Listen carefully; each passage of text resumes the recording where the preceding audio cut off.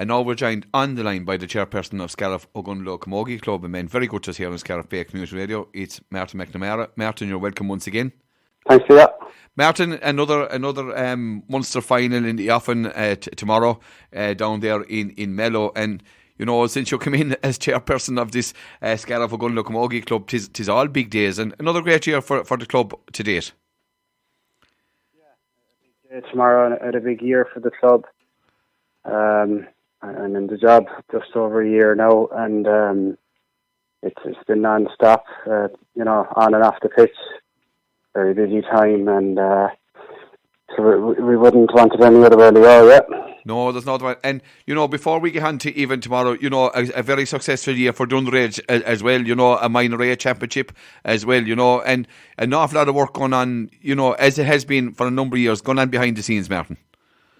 Yeah, I suppose you'd have to go back since the formation of the club, which is 10 years ago now, since Scariff and Ogunlo came together to form the club we are now, and maybe even prior to that, where we have some of the current senior teams, we say, started out playing, and I suppose the hope is that the current crop of 6, 7 and 8-year-olds will find themselves playing on the senior team in maybe 5 or 6 years' time, or whatever the case may be, and be contesting, we say, at the highest level as possible.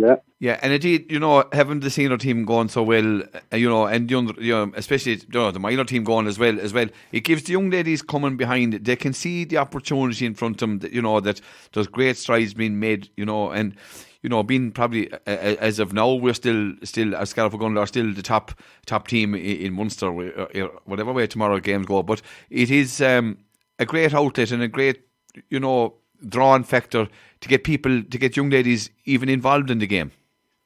Yeah, like even last Sunday below in Ogunlo now against Sarsfields, like there was a very big local crowd there and a lot of young boys and girls, and you'd hope, you know, amongst the carnival atmosphere that some of them would kind of watch the game and say to themselves, you know, someday I'd like to be playing a match maybe of this importance, or play for the senior team to start with, and take it from there. And I suppose for the club level, you know, it's all about enjoyment, and, you know, making sure that girls enjoy camogie to start with, and get a feel for it, and stay playing. You know, we want to try, I suppose, keep camogie attractive and cut down on the dropout rates, but we don't mind, I suppose, if they're not playing camogie, as long as they're doing something, some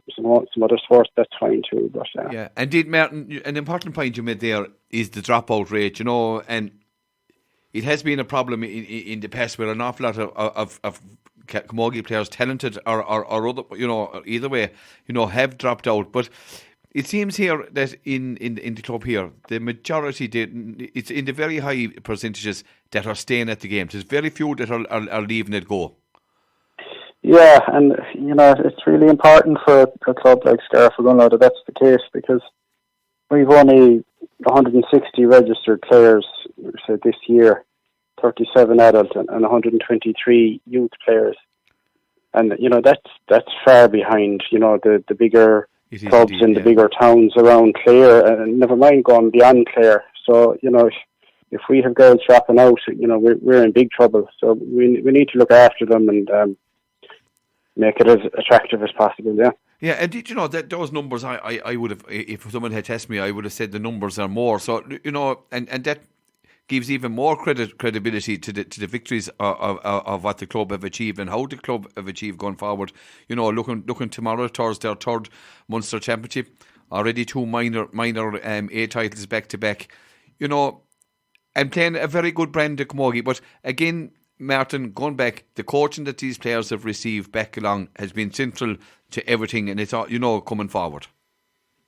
Yeah, like it's always dangerous naming people, but I suppose going back over the years, you have Eleanor Walsh, Eleanor Skelly, Pat Minogue, of course,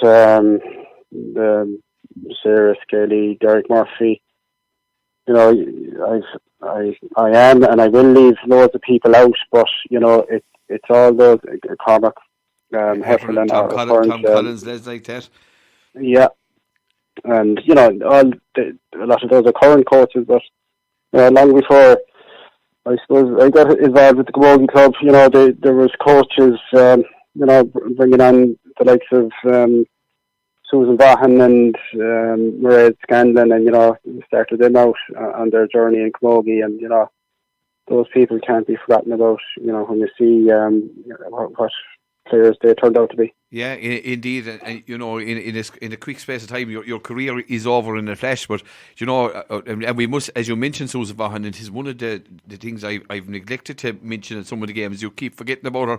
We say best wishes to Susan and on her travels out there in Canada. I know she's tuned in to us for the games, and a colossal loss she is to the Scariff Ogunlaw camogie panel and camogie team, a tremendous player.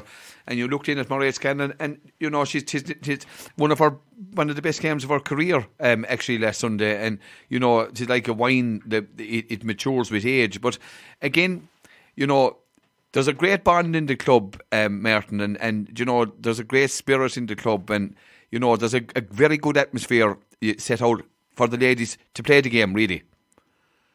Yeah, there is. Just, I suppose a lot of people underestimate the amount of work and effort and years of commitment that all these players put into camogie, and it's not just, you know, kind of by accident that they end up you know, playing in all these big matches. You know, it's the fruition of I suppose a lifetime of dedication, really. Yeah.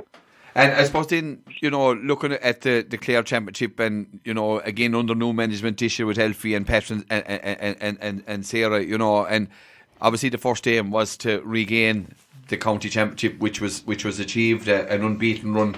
You know, okay, they got a major scare in the semi-final, and that was probably the wake-up call that they really needed that day, Martin. I couldn't agree more, Leo.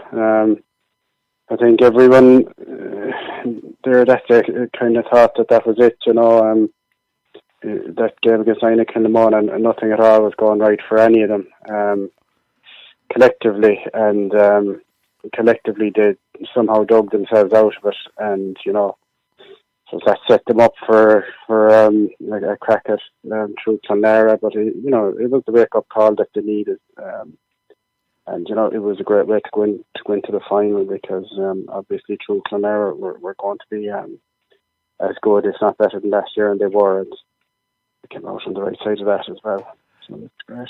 Yeah, and then looking, Martin, to last Sunday's game, then down in Ogunlaw, and you said there was what an atmosphere, what a crowd, and you know, when you look down from the stand and see all the cars below, and look at the community again, of course, of Ogunlaw, as always, put everything set up perfectly.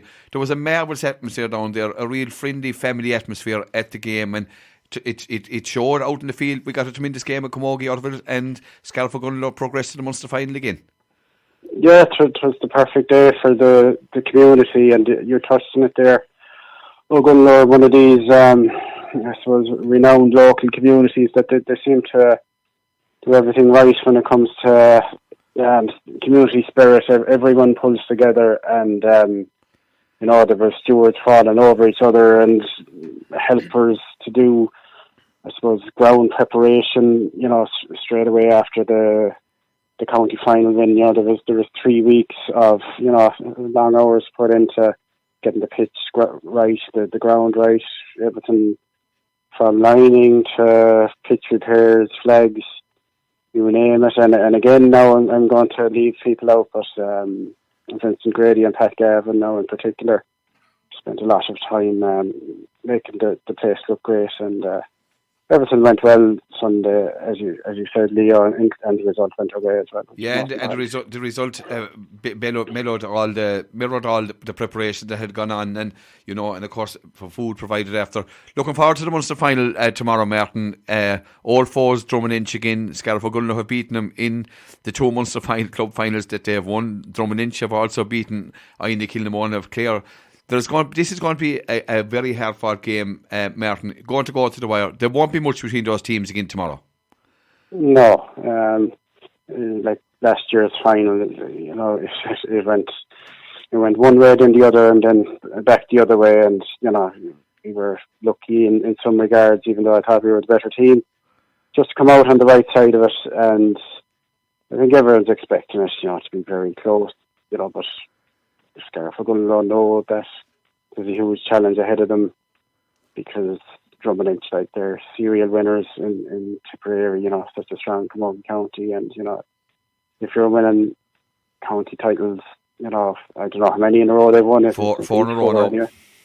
And this is their fourth Munster final in a row, so obviously they're very, very good. So, and indeed, just hope that the girls get the performance, and we'll see what happens then. Yeah, and indeed there will be a real method or meal active revenge from Drummond Inch coming out tomorrow, considering the way they lost the final last year. And look, you don't want anyone to miss a free or make a mistake, but unfortunately Freeman McGrath, she hit that last free wide, in injury time.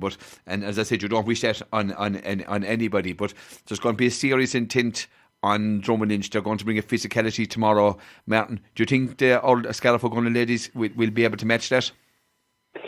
I just hope, Leo, that we put in the performance that we can do, and if that's good enough, then great. That's all I'd say. And Martin, you have to, your AGM coming up soon, and look, you'll be, hopefully your address will be included in another Munster Championship, and maybe more to come. Hopefully, all going well. Your overall synopsis of your this year in as chairperson of the Scariff O'Gunlow Camogie Club, Martin.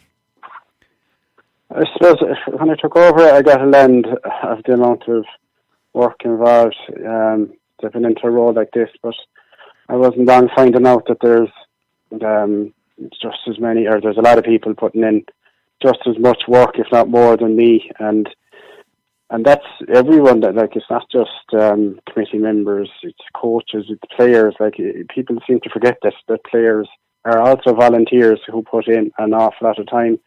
A lot of it's unseen as well, getting themselves right for matches. But the list of volunteers, that make everything possible, keep the whole club ticking over, is huge. And there's so many people that put in a lot of work, not just for for all teams, and we say from top to bottom. So it's a huge community effort. Yeah, collectively there's a great spirit there and a lot of work going on. And Martin, hopefully this time tomorrow evening we'll be looking forward to having a Munster Championship, another third Munster Championship back in Scariff O'Gunlow. It would be a tremendous feat, and they are a tremendous team, have achieved a lot.